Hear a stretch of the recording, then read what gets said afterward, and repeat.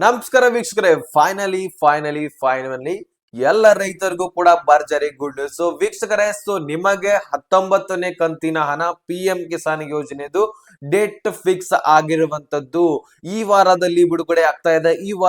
ಈ ತಿಂಗಳಲ್ಲಿ ಬಿಡುಗಡೆ ಆಗ್ತಾ ಇದೆ. ಏನು ಇಲ್ಲ, ಡೇಟೇ ಫಿಕ್ಸ್ ನಿಮ್ಗೆ ತಿಳಿಸ್ಕೊಡ್ತೀನಿ ವಿತ್ ಲೈವ್ ಪ್ರೂಫ್ ಸಮೇತ. ನಾನು ಲೈವ್ ಪ್ರೂಫ್ ಆಗಿ ನಿಮಗೆ ಡೇಟ್ ಅನ್ನ ತೋರಿಸ್ತೀನಿ ಸ್ಕ್ರೀನ್ ಅಲ್ಲಿ. ಹಾಗಾದ್ರೆ ಆ ಒಂದು ಡೇಟ್ ಮುಖಾಂತರ ನಿಮಗೆ ಹಣ ಜಮಾ ಆಗತ್ತೆ. ಸುಮಾರು 11 ಕೋಟಿಗಿಂತ ಹೆಚ್ಚಿನ ಫಲಾನುಭವಿಗಳು ಈ ಒಂದು ಯೋಜನೆಯಲ್ಲಿ ಇದಿರಿ. ಅದರಲ್ಲಿ ಎಷ್ಟು ಜನರಿಗೆ ಹಣ ಜಮಾ ಆಗತ್ತೆ? ಸುಮಾರು 8 ರಿಂದ 9 ಕೋಟಿ ಫಲಾನುಭವಿಗಳಿಗೆ ಮಾತ್ರ.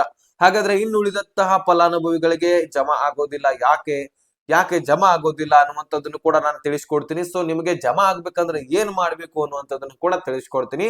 ಟೋಟಲಿ PM ಕಿಸಾನ್ ಯೋಜನೆಯಲ್ಲಿ ಸತತವಾಗಿ ನಿಮಗೆ ಹಣ ಜಮಾ ಆಗ್ಬೇಕಂದ್ರೆ ಡೆಫಿನೆಟ್ಲಿ 19ನೇ ಕಂತು ಹಿಡ್ಕೊಂಡು ಮುಂದಿನ ಎಲ್ಲ ಕಂತುಗಳು ಬರ್ಬೇಕಂದ್ರೆ ಪ್ರತಿಯೊಂದನ್ನ ನಿಮಗೆ ತಿಳಿಸ್ಕೊಡ್ತೀನಿ. ವಿಡಿಯೋನ ಕೊನೆವರೆಗೂ ವಾಚ್ ಮಾಡಿದ್ರೆ ಸಾಕು, ಎಲ್ಲಾನು ಕೂಡ ನಿಮಗೆ ಕ್ಲಿಯರ್ ಆಗಿ ಅರ್ಥ ಆಗಿಬಿಡುತ್ತೆ.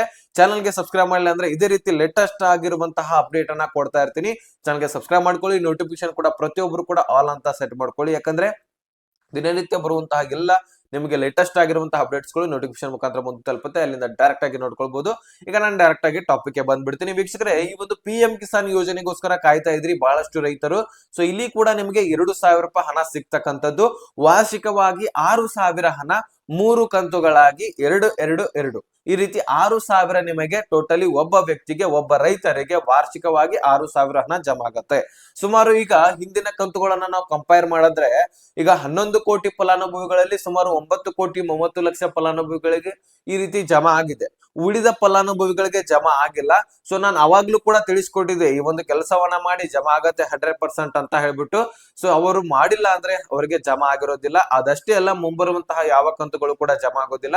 ಈ ಒಂದು ಕೆಲಸ 100% ಪ್ರತಿಯೊಬ್ರು ಕೂಡ ಮಾಡ್ಲೇಬೇಕಾಗಿರುವಂತದ್ದು. ಹಾಗಾದ್ರೆ ಏನ್ ಮಾಡ್ಬೇಕು? ಆ ಒಂದು ರಿಲೀಸ್ ಆಗುವಂತಹ ಡೇಟ್ ಯಾವುದು?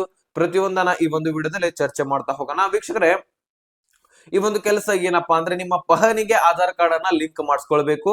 ಮತ್ತೆ ಆಧಾರ್ ಕಾರ್ಡ್ KYC ಆಗಿಲ್ಲಪ್ಪ ಅಂದ್ರೆ KYC ಮಾಡಿಸ್ಕೊಳ್ಬೇಕು. ನೋಡಿ ಏನಪ್ಪಾ ಈ ಒಂದು ಪಿಂಚಣಿ ಈ ಒಂದು ಹಣ ನಮಗೆ ಕಂಪೇರ್ ಮಾಡ್ತಾ ಇದ್ರೆ, ಈ ಒಂದು ನಮಗೆ ಮತ್ತೆ ಈ ಒಂದು ಪಹಣಿಗೆ ಆಧಾರ್ ಕಾರ್ಡ್ ಲಿಂಕ್ ಮಾಡಿಸಿ ಅಂತ ಹೇಳ್ತಾ ಇದಾರೆ. ಅದನ್ನ ನಾವ್ ಈಗಾಗಲೇ ಮಾಡಿಸ್ಕೊಂಡಿದೀವಿ. ಅದು ಯಾರ್ಯಾರಿಗೆ ಮಾಡಿಸ್ಕೊಂಡಿದೀರಿ, ಯಾರ್ಯಾರಿಗೆ ಮಾಡಿಸಿಲ್ಲ ಅದು ಗೊತ್ತೇನೆ ಇಲ್ಲ ನಿಮ್ಗೆ. ಇನ್ನು ಕೂಡ ಬಹಳಷ್ಟು ಜನ ರೈತರಿಗೆ ಗೊತ್ತೇ ಇಲ್ಲ. ಮಾಡಿಸ್ಕೊಂಡಿದ್ದವ್ರಾಯ್ತು, ಇನ್ನು ಬಹಳಷ್ಟು ಜನರು ಏನ್ ಮಾಡ್ತಾ ಇದ್ರಿ, ನಿಮ್ಮ ಒಂದು ಪಹಣಿಗೆ ಆಧಾರ್ ಕಾರ್ಡ್ ಅನ್ನ ಲಿಂಕ್ ಮಾಡಿಸ್ಕೊಂಡಿಲ್ಲ. ಹೀಗಾದ ಕಾರಣಕ್ಕಾಗಿ ನಿಮಗೆ ಹಣ ಜಮಾ ಆಗ್ತಾ ಇಲ್ಲ. ಇದಷ್ಟೇ ಅಲ್ಲ, PM ಕಿಸಾನ್ ಯೋಜನೆದು ಬರ ಪರಿಹಾರ, ಬೆಳೆ ಪರಿಹಾರ, ಇನ್ನಿತರ ಯಾವುದೇ ಸೌಲಭ್ಯ ರೈತರಿಗೆ ಸಂಬಂಧಪಟ್ಟಂತಹ ಸೌಲಭ್ಯಗಳು ಇರ್ತಾವಲ್ಲ, ಯಾವ ಹಣನೂ ಕೂಡ ಸಿಗೋದಿಲ್ಲ. ಅದೇ ರೀತಿ ನೀವು ಸಾಲ ಪಡಿಲಿಕ್ಕೆ ಹೋದ್ರು ಸಹಿತ ಅದನ್ನು ಕೂಡ ಸಿಗೋದಿಲ್ಲ. ಸಾಲ ಮನ್ನಾ ಆಗ್ಬೇಕಂದ್ರೂ ಸಹಿತ ಸಾಲ ಮನ್ನಾನು ಕೂಡ ಆಗೋದಿಲ್ಲ.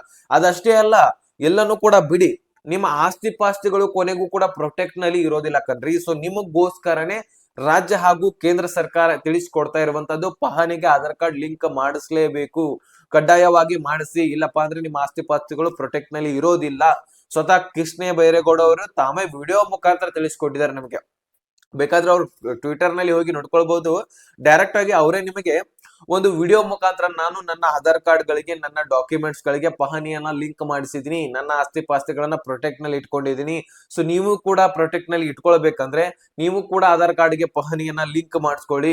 ಈಗಾಗಲೇ ಬಹಳಷ್ಟು ಕಡೆ ಪ್ರಕರಣಗಳು ದಾಖಲೆ ಆಗಿದ್ದಾವೆ. ಆ ರೀತಿ ನಿಮ್ಮ ಹೊಲ ಗದ್ದೆಗಳು ಮತ್ತೊಬ್ರು ಲೆಫ್ಟಾಯಿಸ್ಕೊಂಡು ಹೋಗುವುದನ್ನ ತಪ್ಪಿಸಿಕೊಳ್ಳಿ ಅಂತ ಹೇಳ್ಬಿಟ್ಟು ಒಂದು ಅಪ್ಡೇಟ್ ಅನ್ನ ಕೊಟ್ಟಿದ್ದಾರೆ. ಅದೇ ರೀತಿ ನಾನು ಕೂಡ ರೈತರಿಗೆ ಸಂಬಂಧಪಟ್ಟಂತಹ ವಿಡಿಯೋಸ್ ಗಳಲ್ಲಿ ಹೇಳ್ತಾ ಇರ್ತೀನಿ.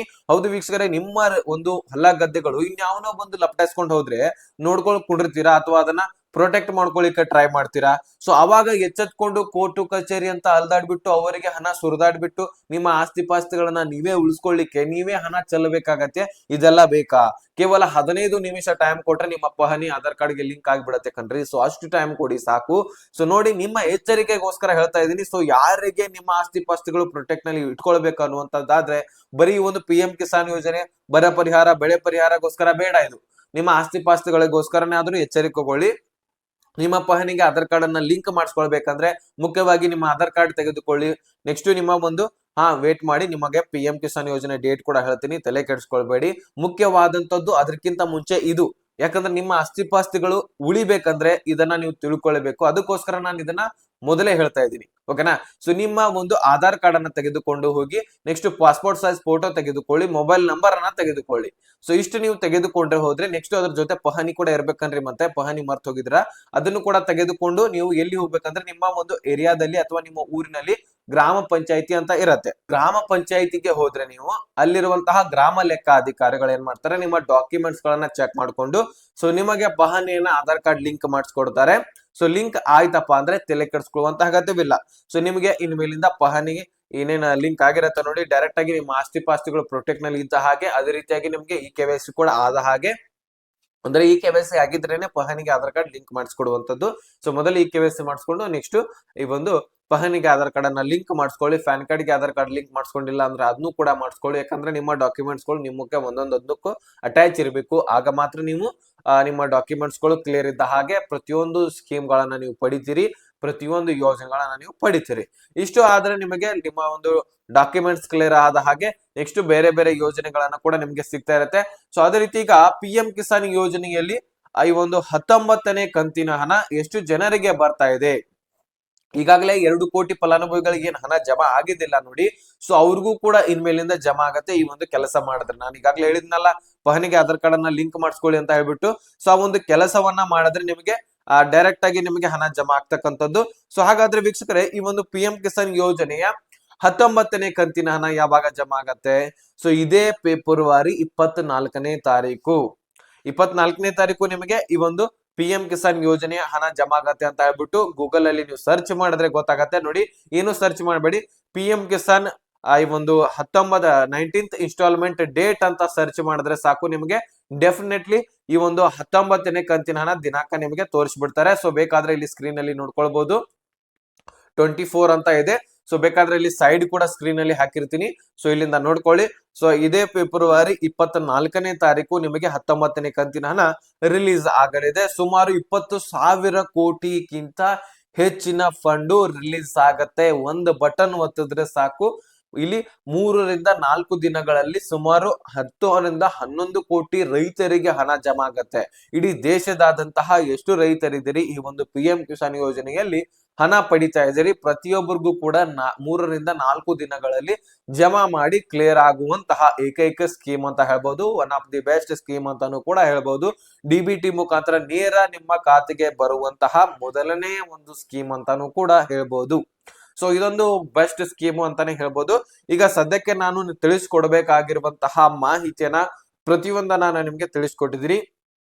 ಬೇಕಾದ್ರೆ ನೀವು ಕೂಡ ಗೂಗಲ್ ಅಥವಾ ಕ್ರೋಮ್ ನಲ್ಲಿ PM Kisan 19th instalment date ಅಂತ ಸರ್ಚ್ ಮಾಡಿ ನಿಮ್ಗೆ ಅಲ್ಲಿ ಗೊತ್ತಾಗ್ಬಿಡತ್ತೆ, ಕಾಣಿಸ್ಬಿಡತ್ತೆ.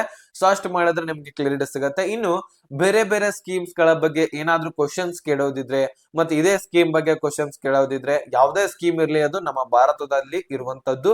ಸೊ ನನಗೆ ಇನ್ಸ್ಟಾಗ್ರಾಮ್ ಲಿಂಕ್ ಅನ್ನ ಡಿಸ್ಕ್ರಿಪ್ಷನ್ ಅಲ್ಲಿ ಕೊಟ್ಟಿರ್ತೀನಿ. ಸೊ ಅಲ್ಲಿಂದ ನನಗೆ ಕಮೆಂಟ್ ಒಂದು ಮೆಸೇಜ್ ಮಾಡಬಹುದು ಸಾಕು. ಮೆಸೇಜ್ ಮಾಡಿದ್ರೆ ನಾನು ಡೆಫಿನೆಟ್ಲಿ ರಿಪ್ಲೈ ಕೊಡ್ತೀನಿ. ಆದ್ರೆ ನಮ್ಮ ಅಕೌಂಟ್ಗೆ ಫಾಲೋ ಮಾಡಿರ್ಬೇಕು. ಸುಮಾರು 73,000 ಫಾಲೋವರ್ಸ್ಗಳು ಅಂದ್ರೆ ನಮ್ಮ ಸ್ನೇಹಿತರು ಅಲ್ಲಿ ನಮ್ಮ ಜೊತೆ ಕಾಂಟ್ಯಾಕ್ಟ್ ನಲ್ಲಿ ಇದ್ದಾರೆ. ಅದೇ ರೀತಿಯಾಗಿ ನಮ್ಮ ಒಂದು ಇನ್ಸ್ಟಾಗ್ರಾಮ್ ಬಯೋ ನಲ್ಲಿ ಗ್ರೂಪ್ ಕೂಡ ಇದೆ. ನಮ್ಮ ಗ್ರೂಪ್ ಗೆ ಜಾಯಿನ್ ಆದ್ರೆ ನಮ್ಮ ಫ್ಯಾಮಿಲಿ ಮೆಂಬರ್ಸ್ ಗಳಲ್ಲಿ ನೀವು ಕೂಡ ಒಬ್ರು ಆಗ್ತೀರಿ. ದಿನನಿತ್ಯ ಬರುವಂತಹ ಅಪ್ಡೇಟ್ ಗಳು ಅಲ್ಲಿಂದ ಸಿಗ್ತಾ ಇರತ್ತೆ, ಅಲ್ಲಿಂದ ಡೈರೆಕ್ಟ್ ಆಗಿ ನೋಡ್ಕೊಂಡು ತಿಳ್ಕೊಳ್ಬಹುದು.